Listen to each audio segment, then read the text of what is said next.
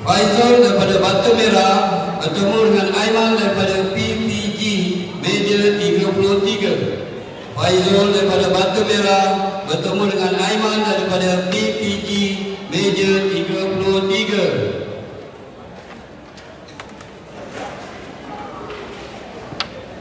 Perhatian kepada yang telah wildcard atau yang pertama nak main bersepu, sila daftar ya. Kalau tak daftar, kami anggap tak nak main. Daftar adalah percuma.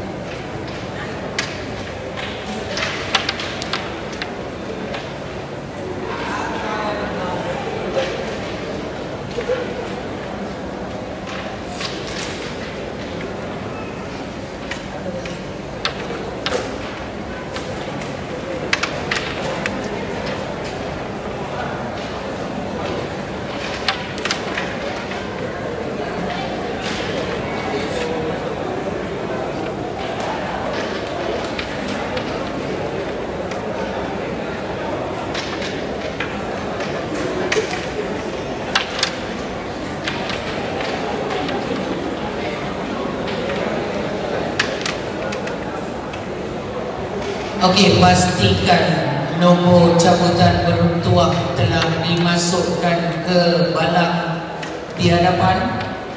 Jam 11.30 satu cabutan. Jam 11.30 ada satu cabutan daripada jemputan kita daripada pihak Mami. Panggilan kedua untuk Imran JTCC, sila ke meja 26. Imran daripada JTCC, sila ke meja 26. Sekali lagi diingatkan, semua peserta boleh memasukkan nombor cabutan bertuah sekarang.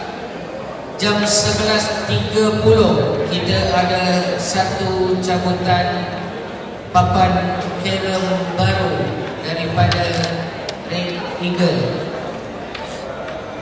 Untuk hari ini ada 3 cabutan papan, 3 jam 11.30 dan selebihnya selepas bermula acara wanita.